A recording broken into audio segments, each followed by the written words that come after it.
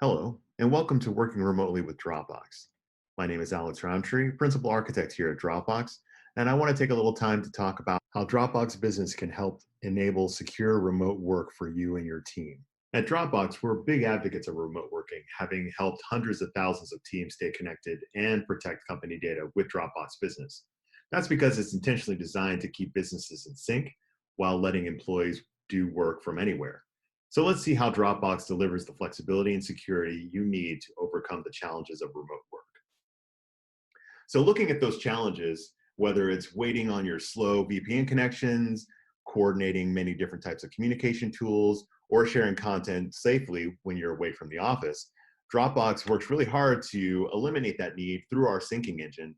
We do have integrations with all of the top tools that you need right now, and we've also developed a number of security controls that help you with the visibility from IT while having the peace of mind and knowing that your data is safe from prying eyes. So talking a little bit about the smart workspace that we've created to enable that, it is available across all your devices. So whether that's your desktops and your laptops, any web-enabled device through our web browser, and then also we have mobile apps for iOS and Android to help your team stay in sync. Now, what we tried to do is to elevate the collaboration around those files from your traditional methods of using your local copies of files, whether it's in your email, on your hosted drives provided to you from corporate IT, or just loose files that you have on your desktop. We've created this new desktop app to bring everything under one umbrella so you can search across all your files really quickly from one app. You can see all the people who are connected and collaborating on those files, all of your cloud content, as well as quick access to all your collaboration tools.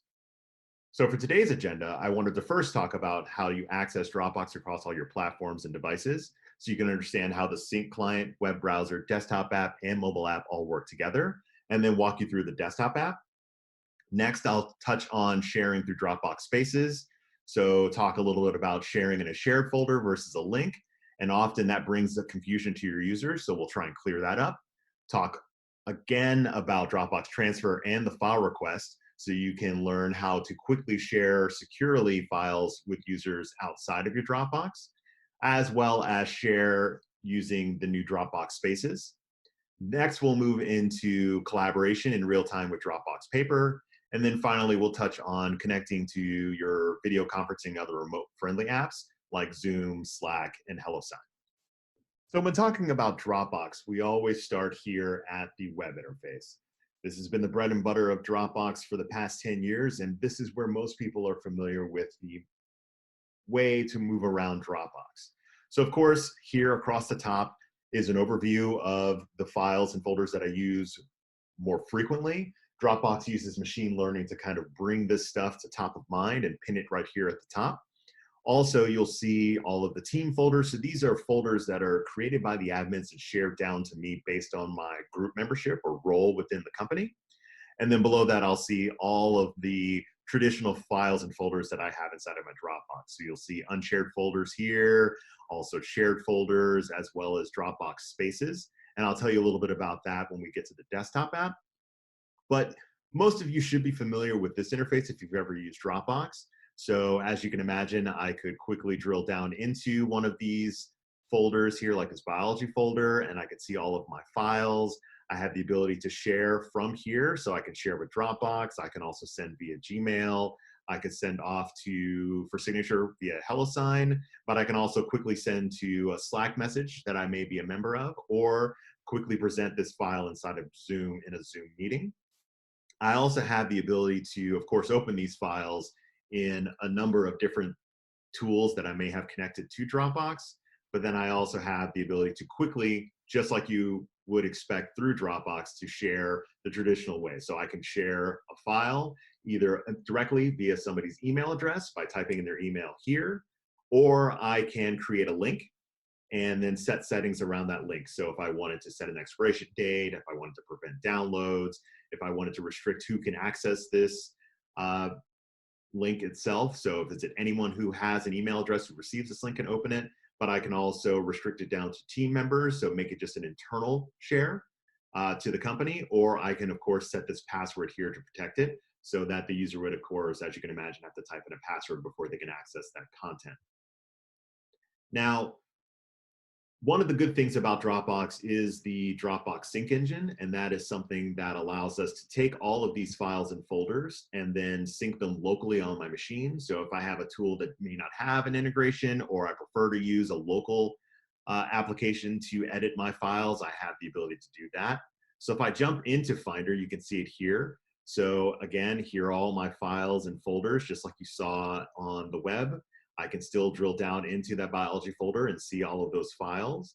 Now, if I right click on those files, I have all of these Dropbox options now. So I can, again, share directly from my local machine. I can also send with the Dropbox transfer, which allows me to bundle several files of a large size if I had that need, and then be able to share that out to that user with a link, similar to maybe a super powered shared link. I can also, of course, copy the link to this file since I've already created one in the web. I can lock this for editing if I wanted to prevent other users from being able to make changes to this file while I'm editing it. I can also quickly see the version history, jump back out to the browser from here, view comments on this file. I can also open it inside the Dropbox desktop experience. And then we have this feature called Smart Sync that allows me to, since this is actually on the web, it's not taking up space on my hard drive, I can click on this to bring it local, and then it'll download it really quickly. But as you can see, a lot of that does still send you back to the browser. So we decided to create this new desktop experience to unite the files that you have locally with the files that you have in the cloud, and then also that context and collaboration that happens around those files under one app. And you can see that here. So if I go back to the top of my Dropbox, again, here are all of those folders and files that I've pinned and starred to the top. Over here on the right or on the left are going to be all of the files and folders that Dropbox has noticed through my sharing activities to be important, and they'll bring those right here to the top. And then, of course, down here at the bottom, again, is all of those files and folders that I have. I still have the same create button, so I can create all of those different types of file types directly within this interface. I can also drill down into that biology folder again and click on this particular file here. I can see a preview of that file right here on the right-hand side. I still have the ability to open inside of all of these different apps and applications that can support a PDF. And I can connect as many or as few of these different applications as I'd like, depending on my workflows. Then I can also still share directly from here. And like I said, you can quickly jump out to Slack, Trello, present in a Zoom meeting. Since this is already a folder that I manage, since I created this, I also have the ability to add or remove users from this interface. And then we also have a couple of general workflows from user experience that we've percolated here to the top. So you'll see I can send it for signature with HelloSign, send it via Gmail, or I can also send it to Adobe Sign. Also here on the right-hand side, I can see all the users who have access to this file and any comments on this file as well, and then any activity around this file that has happened. So as I've added this file, people have edited this file, I'll be able to see all of that activity right here in the same interface. So while we're still inside this biology folder, I wanted to highlight the new feature we have created called Dropbox Spaces. So inside this shared folder, I have all of those files. We've been working on these files back and forth as a team, but I wanted to provide a little bit more context around this folder, as well as some information that users, when they're new to this folder, will need to know and understand in order to get that context around the content. So up inside this space here, I can quickly just tag one of my users, make them the owner, or provide some kind of context around this content. So the owner,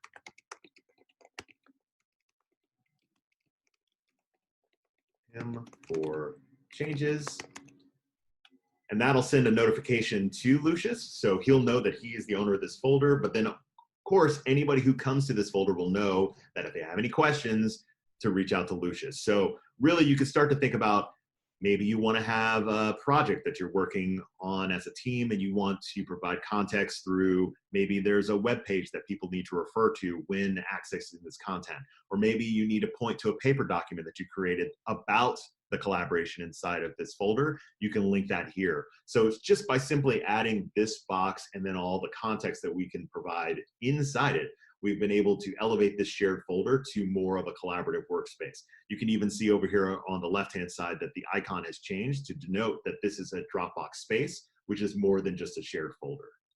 So now moving on to Dropbox Paper.